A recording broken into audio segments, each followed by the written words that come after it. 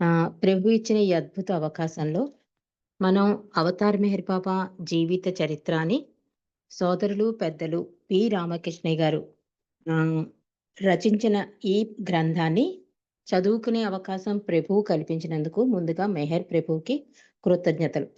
ఏ పుస్తకమైనా ప్రారంభానికి ముందు 'beloved God' చదవాలి అంటారు కనుక, ఒక్కసారి 'బిలవెడ్ గాడ్' చదివి ప్రభు చరిత్రలోకెళ్దాం. Beloved God, help us all to love you more and more and more and more and still yet more till we become worthy of union with you and help us all to hold fast to Baba Sudaman till the very end. Avatar Meher Baba కీ జై. ఎందుకంటే ఆయన సహాయ సహకారాలతోనే మనం ఏదైనా చేయగలం కనుక ఇంతటి అద్భుత ప్రభు చరిత్రను మనం చదువుకోవాలంటే ఆయన సహాయం ఎప్పుడూ ఉండాలని కోరుతూ ఈ ప్రార్థన చేయబడింది. ఈ పుస్తకం 'అవతార్ మెహర్ బాబా జీవిత చరిత్ర' అంటే ఇది లార్డ్ మెహర్ కాదు. లార్డ్ మెహర్ అంటే చాలా భాగాలుంటాయి. అందుకని రామకృష్ణయ్య గారు ఏం చేశారంటే బాబా జీవితంలోని అద్భుతమైన సంఘటనలన్నిటిని కూడా పరిచయం చేస్తూ కొంచెం క్లుప్తంగా వివరించారు. ఈ పుస్తకం చదవడంలో ఉద్దేశాన్ని కూడా రామకృష్ణయ్య గారు ఏమన్నారో ఆయన మాటలలో తెలుసుకునే ముందు బాబా యొక్క సందేశాన్ని ఒక్కసారి తలుచుకుని పుస్తక పఠంలోకెళ్దాం.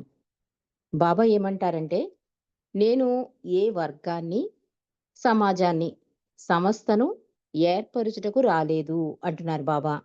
అంతేకాక క్రొత్త మతాన్ని స్థాపించుటకు రాలేదు. నేను ఇచ్చే మతం అనేకత్వం నుండి ఏకత్వం అనే జ్ఞానాన్ని ప్రబోధిస్తుంది.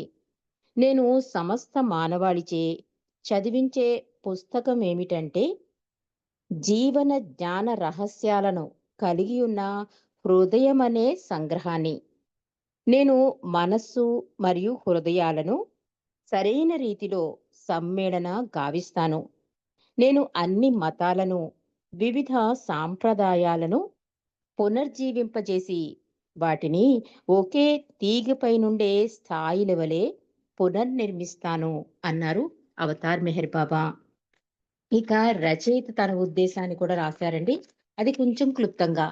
ముందుగా ఏమని రాస్తున్నారంటే, బాబా అన్నారు, "నా పని నేనే చేసుకుంటాను.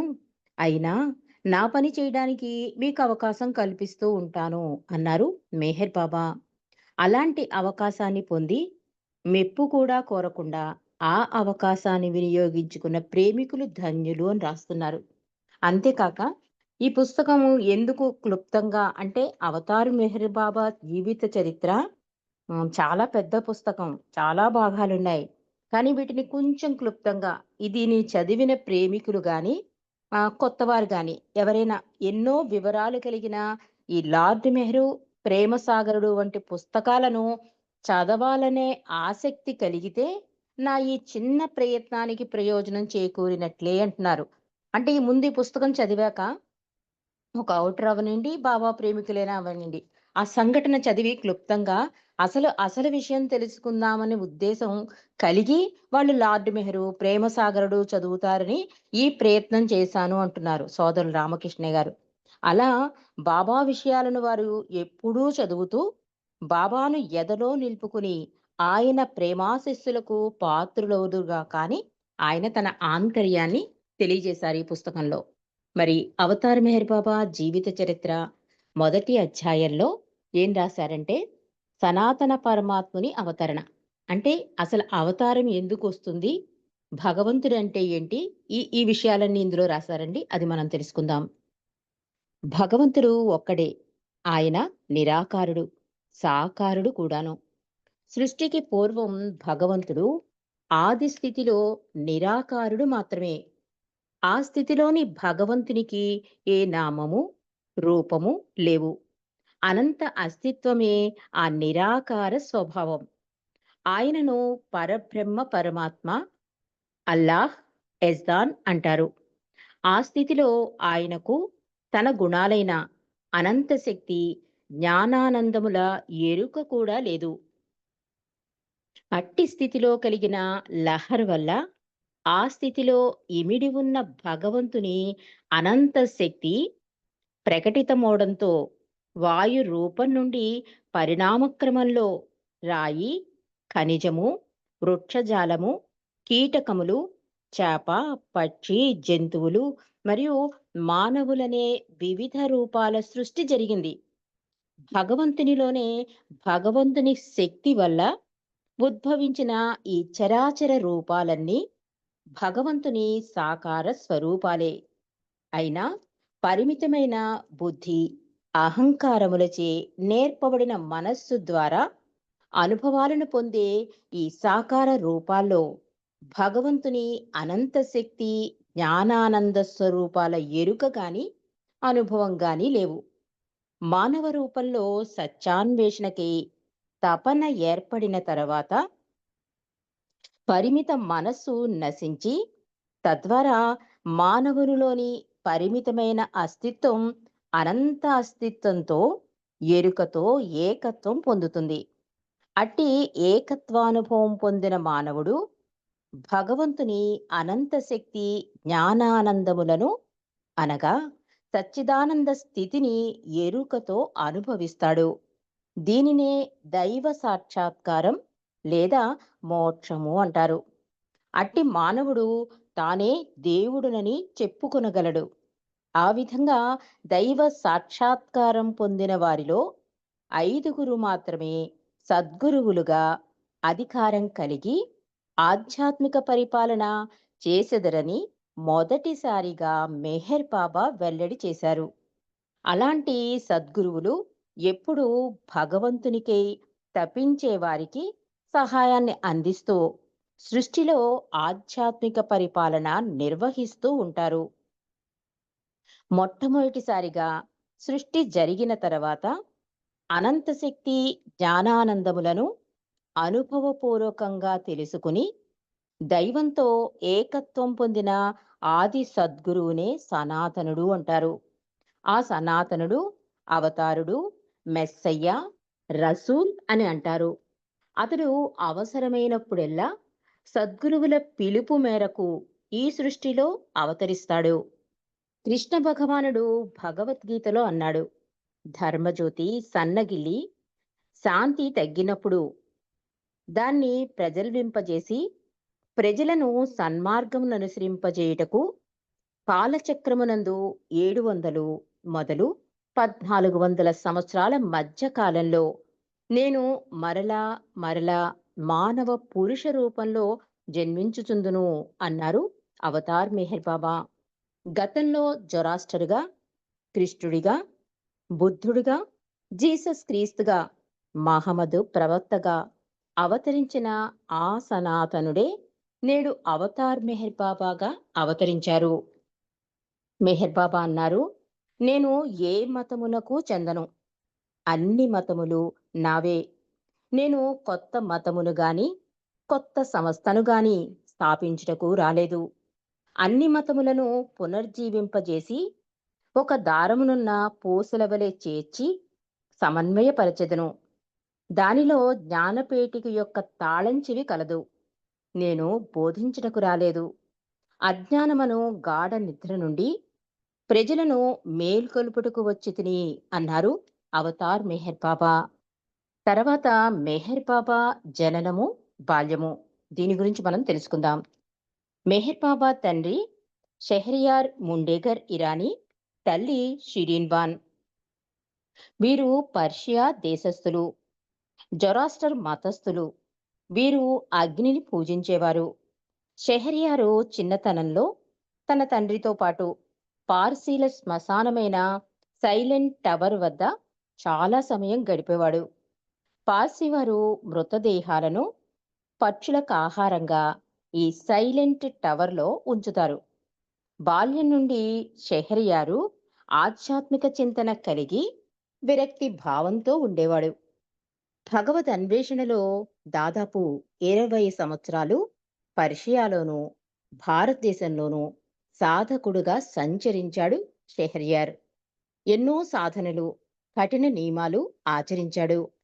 ఒకరోజు అలసి సొలసి చైతన్యరహితుడై పడి ఉండగా అశరీరవాణి పలుకులు వినిపించాయి షెహర్యార్కి.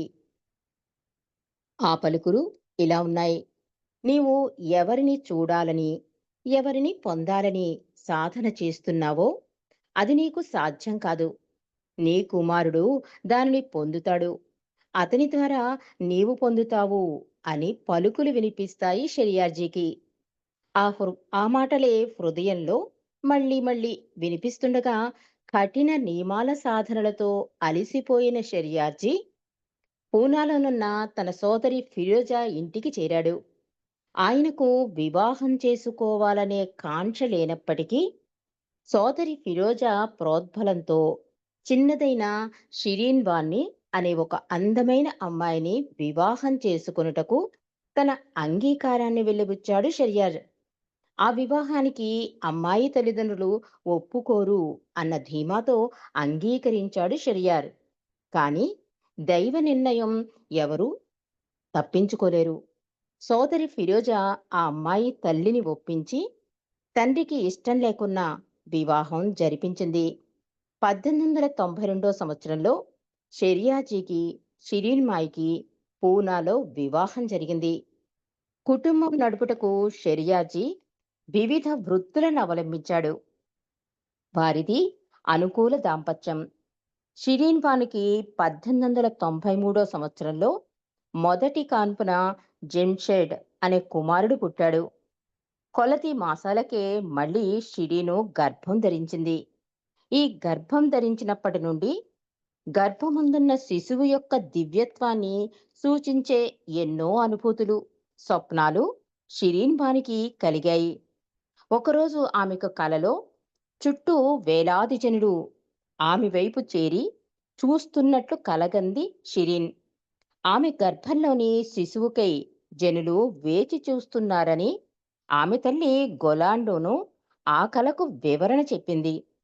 ప్రసవానికి ముందు రాత్రి షిరీన్ బానుకి డేవిడ్ ససూన్ ఆసుపత్రిలో ఉండగా ఒక స్వప్నం వచ్చింది. ఆ స్వప్నంలో తేజోమూర్తి అయి సూర్యుని వలె ప్రకాశించే దివ్య పురుషుడొకడు రథముపై కూర్చునియుండగా కొందరు దానిని లాగుతో ఊరేగింపుగా తీసుకుని వెళ్తున్నారు. వాతావరణం ప్రశాంతంగా ఆహ్లాదకరంగా ఉంది. వేల మంది ఆయనతో ఊరేగింపుగా వెళ్తున్నారు. అందరూ ఆ తేజోమూర్తిని చూస్తున్నారు. ఆయన ప్రకాశంలో అన్నీ మరచి అందరూ ఆయననే చూస్తున్నారు. నేను కూడా ఆ ఊరేగింపులో ఉన్నాను అని షిరీను ఆ స్వప్నాన్ని తన తల్లికి వివరించగా ఆమె అంది, నీ గర్భంలో ఉన్న శిశువు అలాంటి గొప్పవాడవుతాడు అని అంది తల్లి షిరీన్మాయి తల్లి. మరుసటి రోజు అంటే షిరీన్మాయికి మరుసటి రోజు ఉదయం అంటే ఫిబ్రవరి 25వ తేదీ 1894 సంవత్సరం పూనా నగరవాసులంతా ఇంకా నిద్రలో ఉండగా ఉదయం 5 గంటల సమయంలో డేవిడ్ ససున్ ఆసుపత్రిలో జనన మరణాల నుండి అందరినీ తప్పించే ఆ అవతారునికి షిరీన్ బాను జన్మనిచ్చింది. ఆమె ఎంతటి అదృష్టవంతురాలో కదా. దివ్య ప్రేమయే మూర్తీభవించినట్లు శిశువు తేజోరాశి అయి అందరికీ తెలియని ఆనందాన్ని కలగజేశాడు. తల్లిదండ్రులు ఆ పిల్లవానికి మేర్వాన్ అని నామకరణ చేశారు. తల్లిదండ్రులు మేర్వాన్ని మెరోక్ అని ముద్దుగా పిలిచేవారు. మేర్వాన్ అంటే ఇంట్లో వారికే గాక ఇరుగు పొరుగు వారికి కూడా ఎనలేని ప్రేమానురాగాలు కలిగాయి. ఆ పిల్లవానిలో గల అసాధారణ తేజస్సు, ఆకర్షణ అందరినీ ముగ్ధులను చేశాయి. షిరీన్మాయి తండ్రి దౌరబుకి ఆమెను షెరియార్జీకిచ్చి పెళ్లి చేయడం ఇష్టం లేకుండెను. ఆయన పెళ్లికి కూడా రాలేదు. పెళ్లి తర్వాత షెరియార్జీతో ఎప్పుడూ మాట్లాడలేదు. అంతేకాక షెరియార్ని తన ఇంటికి రాకూడదని శాసించాడు దౌరబు. అదేమి విచిత్రమో గాని మేర్వాన్ జన్మించిన తర్వాత అనిర్వచనీయమైన ఆకర్షణతో ప్రేరేపింపబడిన వాడై వెళ్ళి మేర్వాన్ని చూశాడు దౌరబు. అంతే, రోజూ వెళ్లకుండా మేర్వాన్ని చూడకుండా ఉండలేకపోయాడు దౌరబు. షెరియాజీపై గల విరోధం సమసిపోయి ఆయనను గౌరవించసాగాడు. విశ్వం మానవాళికి ప్రేమను ప్రసాదించి స్వార్థాన్ని నశింపచేయటానికి అరుదించిన అవతారిణి కార్యక్రమం ఊయలలోగే వయస్సు నుండి ప్రారంభమైందేమో అని విస్మయం కలిగిస్తుంది. షిరిన్ బానుకు మేర్వాన్ అంటే ఎనలేని ప్రేమానురాగాలు కలిగాయి. కానీ షెరియాజీకి మాత్రం ఆకాశవాణి సూచించినట్లుగా తన ఆశయాన్ని సిద్ధింపచేసి జనన మరణ చక్రాల నుండి తనకు విముక్తిని ప్రసాదించే తనయుడితడే అనే దృఢ విశ్వాసం కలిగింది షెరియాజీకి. అలాగే కొన్ని సంఘటనలు కూడా ఆయన విశ్వాసాన్ని బలపరిచాయి. ఆ సంఘటనలేవో మనం తెలుసుకుందాము. ఒకరోజు రాత్రి స్వప్నంలో షిరీన్ బాను మేర్వాని ఎత్తుకుని గుమ్మంలో నిలబడి ఉంది. ఎదురుగా ఉన్న బావిలో నుండి ఒక స్ఫురద్రూపి అయిన స్త్రీ ఆకుపచ్చని పట్టు చీర ధరించి, ఆకుపచ్చని గాజులు వేసుకుని, చేతిలో హారతి పళ్ళెం పట్టుకుని, దానిలో వెలిగే కర్పూరంతో హిందూ దేవతా స్త్రీని పోలి ప్రకాశిస్తూ పైకి వచ్చి మేర్వానిని తనకిమ్మని సౌజ్ఞ చేసింది.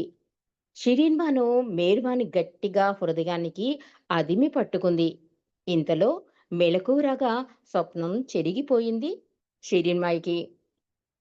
మేర్వాను 11 నెలల ప్రాయంలోనుండగా ఒకరోజు షిరీన్ బాను మేర్వాని చెట్టు కింద ఊయలలో పరుండబెట్టి వంటగదిలోకి వెళ్ళింది. ఒక నల్లని త్రాచుపాము ఊయల్లోకి ప్రాకి మేర్వాని పొట్ట చుట్టూ చుట్టుకుంది. మేర్వాన్ ఆనందంగా ఆ పాముతో ఆడుకుంటున్నాడు. తల్లి షిరీన్ వచ్చి చూచి భయంతో కేక వేసింది. నెమ్మదిగా పాము ఊయల నుండి దిగి మాయమైంది. ఆమె కేక విని వచ్చిన పొరుగువారికి ఈ విషయం చెప్పగా వారు ఆమెను ఓదార్చి అది చాలా శుభప్రదమైన విషయమని, బాలుని అసాధారణ భవిష్యత్తు గది నిదర్శనమని చెప్పారు వారు. మేర్వాను దుడుకుతనాన్ని భరించలేక షిరీను తరచూ బాలుణ్ణి మంచం కోడుకు కట్టి ఉంచేది. అంటే కృష్ణావతారంలో రోలుకు కట్టిన యశోద అలవాటది. ఈ విధంగా షిరీనికి అబ్బిందేమో అనిపించక మానదు. మేర్వాన్ బాల్యంలో తండ్రి జేబులో నుండి డబ్బును తీసుకుని పేదలకు పంచేవాడు. వంట ఇంటి నుండి స్వీట్లు తల్లికి చెప్పకుండా తీసుకెళ్లి స్నేహితులకు పంచేవాడు. ఇది కూడా కృష్ణావతారంలోని వెన్న దొంగిలించే నైజం కూడా వదలలేదేమో అవతారుడికి అనిపిస్తుంది ఈ సంఘటన కూడా. చిన్నతనం నుండి మేర్వాను మేధాశక్తిచే తండ్రికి వచ్చిన భాషలన్నీ నేర్చుకున్నాడు. 5వ ఏట బాలునికి అక్షరాభ్యాసం చేయించి గుజరాతీ స్కూల్లో చేర్చారు. తర్వాత దస్తూర్ స్కూల్లో చేర్పించారు. ఆ తర్వాత క్యాంప్ గవర్నమెంట్ స్కూల్లో 5 సంవత్సరాలు చదివాడు మేర్వాన్. మేర్వాను విద్యార్థి దశలో సంగీతంలోనే కాక క్రికెట్, హాకీ, గోటీ బిళ్లల ఆటలలో కూడా ప్రావీణ్యం సంపాదించాడు. చదువులో, సత్ప్రవర్తనలో కూడా మేటి అనిపించుకున్నాడు మేర్వాన్. తర్వాత ఇతడు సెయింట్ విన్సెంట్ హై స్కూల్లో చేరాడు. మేర్వాన్ తోటి బాలులందరికీ నాయకుడై వారి తగాదాలను తీరుస్తూ ఉండేవాడు.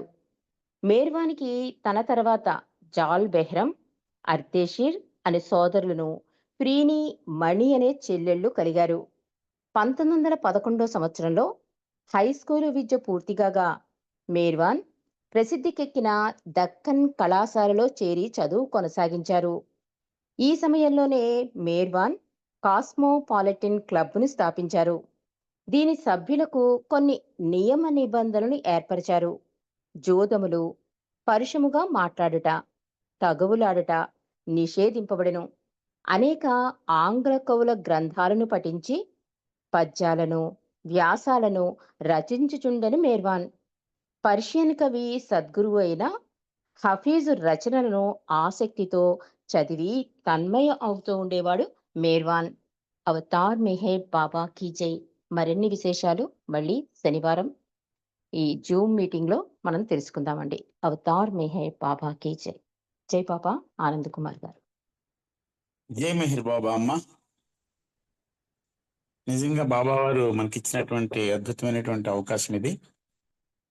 సోదరులు రామకృష్ణయ్య గారు సంకలనం చేసినటువంటి మెహర్ బాబా వారి జీవిత చరిత్ర చాలా సరళమైన శైలిలో అద్భుతమైనటువంటి విశేషాలని చాలా చక్కగా కుదిస్తూ నిజానికి 25 నిమిషాల్లో బాబావారి జననంతో పాటు ఆయన కాస్మోపాలిటన్ క్లబ్ వరకు చాలా చక్కని దీనికి వరవడి ముందుకు నడిపించారు. అలాగే నువ్వు స్పష్టమైనటువంటి స్వరంతో చాలా స్పష్టంగా బాబావారి చరితామృతాన్ని మా వీణులకు అందించినందుకు బాబావారి ప్రేమాశీస్సులు మెండుగా నీకు ఉండాలని కోరుతూ, అయితే వారం రోజులు మళ్ళీ వెయిట్ చేయాలనేటువంటి ఇది ఉంది. ప్రతిరోజు ఉంటే బాగుండేమో అని అనిపిస్తుంది. జై బాబా. జై బాబా. ఇప్పుడు ఆఖరి అంకానికి మనము వచ్చాము. సోదరి శేషరత్నం గారు హారతితో ఈ కార్యక్రమాన్ని ముగించవలసిందిగా కోరుతున్నాను. జై జై బాబా. మెహర్ బాబా అమ్మ. శేషరత్నం. జై బాబా అండి. అవతార్ మెహర్ బాబాకి జై. అందరికీ జై బాబా. మెహర మనోహర